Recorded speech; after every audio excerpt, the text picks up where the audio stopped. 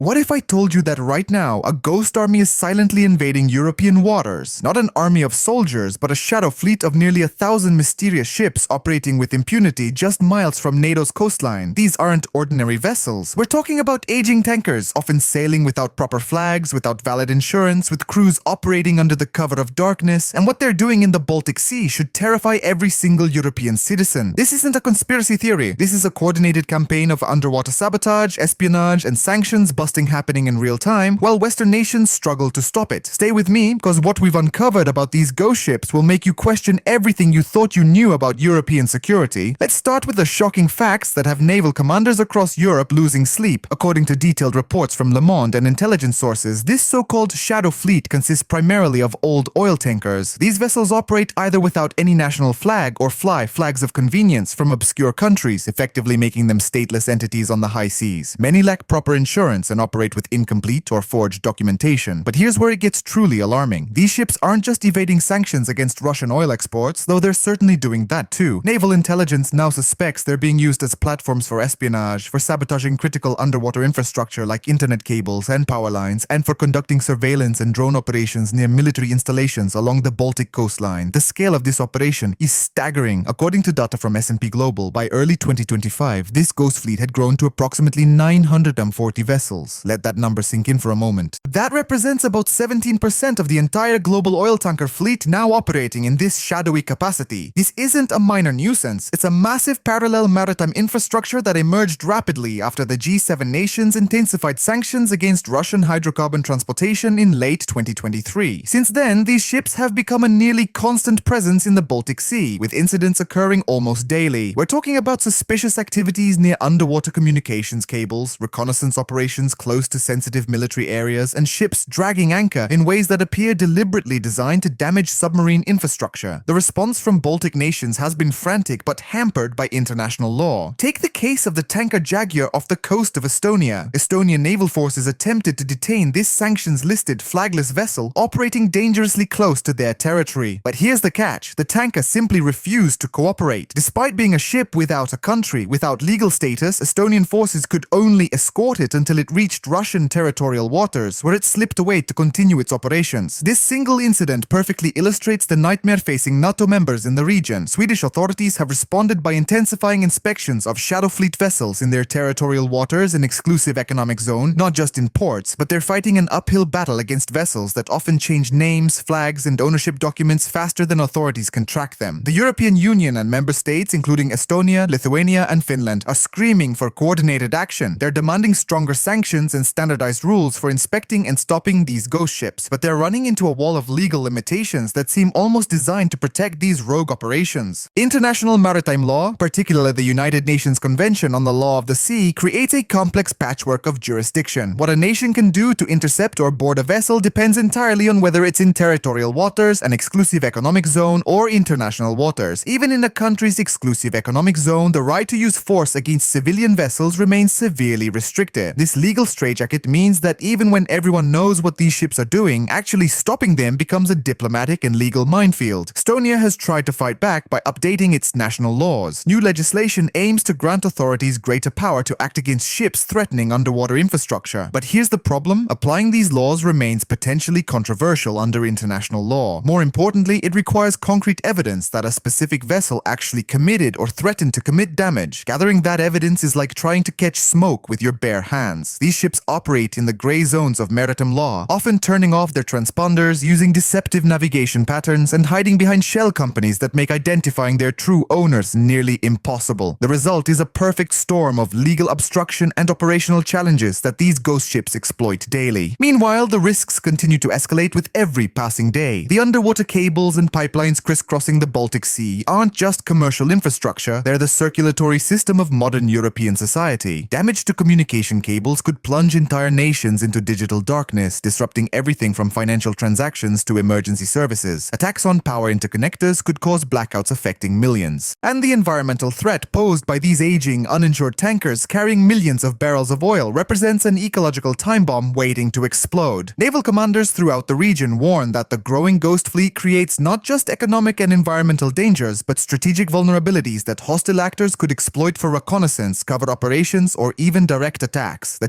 tension is palpable in every Baltic capital. These nations are demanding that NATO and the EU dramatically enhance maritime surveillance and intervention capabilities. Missions like Baltic Sentry need expansion and more robust rules of engagement, but the response from broader NATO has been cautious, constrained by the same legal and diplomatic considerations that hamper national efforts. What's emerging is a dangerous gap between the escalating threat and the international community's ability to respond effectively. These ghost ships have become the perfect instruments of hybrid warfare, operating in the spaces between peace and war, between legal and illegal, between visible and invisible, and with nearly 1,000 of them now roaming the Baltic Sea, the question isn't whether a major incident will occur, but when it will happen and how catastrophic the consequences will be for European security and stability. Now let's pull back the curtain on what these ghost ships are really doing beneath the surface, literally. While Western governments issue cautious statements and naval commanders watch helplessly from shore, these vessels are conducting what can only be described as underwater warfare against critical infrastructure. We're not talking about accidental damage from dragging anchors anymore. Recent intelligence suggests a systematic, coordinated campaign to map and potentially disable the very systems that keep Europe connected and powered. Imagine waking up one morning to find entire countries suddenly disconnected from the internet, power grids failing simultaneously across multiple nations, and communications with the outside world completely severed. This isn't some dystopian fantasy. This is the exact scenario that keeps security officials awake at night, and these ghost ships are positioned to make it happen. The Baltic Sea has become the perfect hunting ground for these operations. Its relatively shallow waters make underwater infrastructure both accessible and vulnerable. Hundreds of fiber optic cables crisscross the seabed, carrying over 95% of international data traffic between Europe, Scandinavia, and Russia. Power interconnectors linking national grids run alongside them, while natural gas pipelines snake across the seafloor. This concentration of critical assets in a confined, busy waterway creates what military strategists call a target-rich environment, and the ghost ships are taking full advantage. Naval analysts have documented numerous incidents where these vessels follow suspiciously precise courses directly over known cable routes, often during periods of reduced visibility or bad weather that limits surveillance. Their aging equipment and questionable maintenance actually work to their advantage. When questioned, they can always claim technical failures or navigational errors. But the smoking gun evidence is mounting. Last month, Swedish naval forces intercepted communications from a ghost ship that appeared to be conducting detailed seabed mapping using sophisticated sonar equipment far beyond what would be needed for basic navigation. When approached by patrol vessels, the crew claimed they were conducting marine research, though no research permits existed and the vessel lacked scientific accreditation. Another incident involved a tanker that spent 3 days moving in precise grid patterns near a major power interconnector between Finland and Estonia. When authorities finally managed to board the vessel, they found specialized diving equipment and underwater drones that the crew couldn't adequately explain. The captain claimed they were for underwater maintenance, yet the ship's documentation showed no history of such operations. The Russian connection to these activities has become increasingly difficult to ignore. While proving direct state involvement remains challenging, the patterns tell a compelling story. Many of these ghost ships ultimately trace back to shell companies with connections to Russian energy interests. Their routes consistently originate from Russian ports, particularly those handling oil exports subject to international sanctions. The timing of their suspicious activities often coincides with Russian military exercises or diplomatic tensions, and perhaps most tellingly, when these vessels encounter trouble, they consistently make for Russian territorial waters where Western navies cannot follow. The recent case of the tanker Ursa Major demonstrated this pattern perfectly. After being tracked for 2 days conducting suspicious maneuvers near underwater communication cables, the ship suddenly switched off its transponder and sailed directly for Kaliningrad, the Russian exclave that has become a hub for both conventional and hybrid military operations in the region. The environmental risks posed by these operations represent a catastrophe waiting to happen. Many ghost ships are decades old, well past their intended operational lifespan. They typically lack proper insurance and often bypass standard safety inspections. Maritime safety experts estimate that a major oil spill from one of these vessels in the confined waters of the Baltic Sea could create an environmental disaster lasting decades. The sea's unique ecology, with its slow water exchange and sensitive marine habitats, would magnify the impact of any spill. Yet these ships continue to operate with impunity, knowing that if disaster strikes, there's no accountable entity to bear responsibility. The recent near miss involving the tanker Black Star should have served as a wake-up call. The 25-year-old vessel suffered engine failure just miles from the Swedish coast, narrowly avoiding running aground in an area containing multiple marine protected areas. Subsequent investigation revealed the ship had no valid insurance, and its safety certificates were forgeries. The legal framework governing maritime operations has become both a shield and a weapon for these ghost ships. International maritime law, particularly the United Nations Convention on the Law of the Sea, was designed for an era of state-controlled navies and legitimate commercial shipping. It's completely unequipped to handle this new reality of hybrid threats operating in legal gray zones. The concept of innocent passage through territorial waters intended to facilitate global trade is now being exploited permitted to move hostile assets right up to NATO's coastline. The principle of flag state jurisdiction means that only a vessel's flag nation can fully regulate its activities, but these ships often operate without flags or under flags from nations unwilling or unable to exercise proper oversight. Even when violations occur, the process for holding anyone accountable is so cumbersome and time-consuming that these vessels can complete multiple missions before any legal action becomes possible. European nations are scrambling to adapt, but they're fighting with one hand tied behind their backs. Estonia has led the charge in developing new national legislation that expands authorities' ability to intervene against ships threatening critical infrastructure. Lithuania has established rapid reaction naval teams specifically trained to board and inspect suspicious vessels. Finland has invested in enhanced underwater surveillance capabilities, including autonomous drones capable of monitoring cable routes, but these national efforts remain fragmented and limited by the same international legal constraints. What's needed is a coordinated NATO and EU response, but achieving consensus among member states with different threat perceptions and legal traditions has proven difficult. Germany and France have been particularly cautious about endorsing more aggressive interception policies, fearing escalation and legal challenges. The economic dimension of this shadow fleet operation cannot be overlooked. By evading sanctions on Russian oil exports, these vessels provide a crucial financial lifeline to Moscow's war effort in Ukraine. Industry analysts estimate that the shadow fleet movement has allowed Russia to maintain oil revenues at nearly 80% of pre-sanction levels, despite official price caps and embargoes. This isn't just about moving oil, it's about funding a war that has already claimed hundreds of thousands of lives. Each tanker that successfully delivers Russian crude to markets in Asia or Africa translates into millions of dollars flowing into Russian state coffers, money that directly funds the production of missiles, drones, and artillery shells killing Ukrainian civilians. The connection between these ghost ships and the battlefield in Ukraine is direct and measurable. The human element of this story reveals even darker truths. Crew members on these vessels often come from developing nations, working under dangerous conditions for minimal pay. Multiple reports describe crews being kept aboard for months beyond their contracts, denied proper medical care, and subjected to threats if they complain. When accidents occur, and they do with alarming frequency, these crew members become the first victims. The recent fire aboard the tanker Seawolf resulted in 3 crew deaths, yet investigation revealed the vessel had no proper safety equipment and the crew lacked basic firefighting training. The owners, hidden behind multiple layers of shell companies, have disappeared entirely, leaving the victims' families with no compensation. As the situation escalates, the potential for a catastrophic incident grows with each passing day. Naval intelligence reports indicate that ghost ships are increasingly operating in coordinated groups, using complex communication methods to avoid detection. Some appear to be testing NATO response times by simulating attacks on underwater infrastructure, then withdrawing when patrol vessels approach. Others have been observed deploying what appear to be underwater sensors in proximity to naval bases and strategic choke points. The pattern suggests not just opportunistic mischief, but a sophisticated, long-term campaign to undermine European security through means that fall just below the threshold of open warfare. The coming months will be critical. As winter approaches, reduced daylight and worsening weather will provide even more cover for these operations. NATO is planning enhanced patrols and has promised new detection technologies, but whether these measures will be sufficient remains uncertain. What's clear is that the Ghost Fleet represents a fundamental challenge to the international order. If nations cannot protect their critical infrastructure from these shadowy attacks, if they cannot enforce their own laws in their territorial waters, if they cannot stop the financing of aggression happening in plain sight, then the entire framework of international security becomes meaningless. The battle being fought in the Baltic Sea isn't just about ships and cables, it's about whether the rules-based order can survive against actors who have learned to weaponize the gaps in that very system. So what does this all mean for the future of European security and the global order? The Ghost Fleet phenomenon represents something far more dangerous than just sanctions evasion or even infrastructure sabotage. We are witnessing the emergence of a new form of warfare, one that operates in the shadows and exploits the very international systems designed to maintain peace. This isn't just about Russia finding creative ways to sell its oil. This is about testing NATO's resolve, probing for weaknesses, and developing methods of attack that are difficult to attribute and even harder to counter. The implications extend far beyond the Baltic Sea, potentially creating a playbook that other hostile nations could emulate worldwide. For NATO, the ghost ships present an existential challenge to the alliance's fundamental purpose. Article 5, the collective defense clause that has been the cornerstone of European security for decades, was designed for conventional military attacks. But what happens when the attack comes from a civilian-looking tanker that claims to have accidentally damaged a critical internet cable? What happens when the evidence is circumstantial, when the perpetrators hide behind shell companies and flags of convenience? NATO finds itself in the position of trying to defend against threats that don't clearly meet the threshold for military response, while the damage being done is very real and increasingly severe. The United States faces its own complex calculations in this new reality. While geographically distant from the Baltic, America's economic and security interests are deeply tied to European stability. Those underwater cables carry financial data between New York and London, diplomatic communications between between Washington and Berlin, and military coordination across the Atlantic. A major disruption wouldn't just be Europe's problem, it would ripple across the global economy and compromise American security interests. Yet the US Navy faces the same legal and diplomatic constraints as European partners when dealing with these ghost ships. The solution will require not just military innovation, but legal and diplomatic creativity as well. The technological arms race is already underway. Nations bordering the Baltic are investing heavily in new detection systems, from underwater drones capable of monitoring cable routes to satellite networks that can track ships even when their transponders are turned off. Sweden has deployed specialized sonar arrays along its coastline, while Finland has developed artificial intelligence systems to analyze shipping patterns and flag suspicious behavior. But the ghost fleet operators are adapting too, using increasingly sophisticated methods to evade detection. Some ships have been observed deploying underwater noise-making devices to confuse sonar, while others coordinate their movements using encrypted communications that intelligence agencies struggle to intercept. The environmental time bomb continues ticking with each aging tanker that enters the Baltic. Marine insurance experts estimate that a major spill from one of these uninsured vessels could cause upwards of 20 billion euros in environmental damage, with cleanup costs falling entirely on European taxpayers. The Baltic's unique geography, with its limited water exchange with the North Sea, means oil spills could persist for decades, devastating fisheries, tourism, and marine ecosystems. Recent incidents have shown that these ghost ships often lack basic pollution control equipment, and their crews receive minimal training in emergency procedures. The response to any major incident would be complicated by the fact that there's often no clear entity to hold responsible, with ownership hidden behind impenetrable corporate veils. The human cost of this shadow operation continues to mount. Investigations by maritime unions have revealed appalling conditions aboard many ghost ships, with crews working for months without pay, enduring unsafe conditions, and having limited access to medical care. When accidents occur, as they did recently when 3 crew members died in an engine room explosion aboard the tanker Northern Wave, there's often no proper investigation, no compensation for families, and no accountability. These vessels represent floating zones of lawlessness, where basic human rights and safety standards simply don't apply. The governments whose flags they fly typically show little interest in regulating conditions or protecting workers. The economic impact of the ghost fleet extends well beyond the sanctions evasion. Legitimate shipping companies find themselves competing against operators who don't pay for proper insurance, ignore safety regulations, and use substandard crews working for poverty wages. This creates unfair competition that undermines the entire maritime industry's standards. Port authorities face increased costs for monitoring and inspecting suspicious vessels, while insurance premiums rise for all operators in the region. The uncertainty created by these operations has already led some investors to reconsider projects in the Baltic region, worried about the security of underwater energy and communications infrastructure. Looking ahead, the situation appears likely to worsen before it improves. Intelligence suggests Russia continues to acquire additional aging tankers to expand its ghost fleet, with particular interest in vessels capable of operating in icy conditions during winter months. There are indications that the tactics being perfected in the Baltic are already being exported to other regions, with similar suspicious ship activity reported near critical infrastructure in the Black Sea, the South China Sea, and even off the American Atlantic coast. The pattern suggests we're witnessing not an isolated phenomenon, but the development of a new tool of hybrid warfare that will likely become a permanent feature of the global security landscape. The response from Western nations remains fragmented and often reactive rather than strategic. While individual countries like Estonia and Sweden take bold actions, there's still no comprehensive NATO or EU strategy for dealing with the ghost fleet threat. Legal experts debate whether existing international law can be interpreted more broadly to allow for stronger interventions, or whether new treaties and agreements will be necessary. Military planners struggle to develop rules of engagement that are both effective and legally defensible. Meanwhile, the ghost ships continue their operations, growing bolder with each successful mission and gradually normalizing what would have been considered acts of war in a different time. The coming year will be decisive. NATO is planning its largest ever Baltic naval exercises for next summer, with a specific focus on protecting underwater infrastructure. The European Union is considering new regulations that would ban uninsured vessels from its ports and territorial waters. The United States has signaled it may deploy additional surveillance assets to the region, but whether these measures will be enough to deter the ghost fleet operations remains uncertain. What's clear is that the stakes could hardly be higher. The security of Europe's energy and communications infrastructure, the stability of the global maritime order, and the integrity of the international rules-based system all hang in the balance as this silent battle beneath the waves continues to escalate.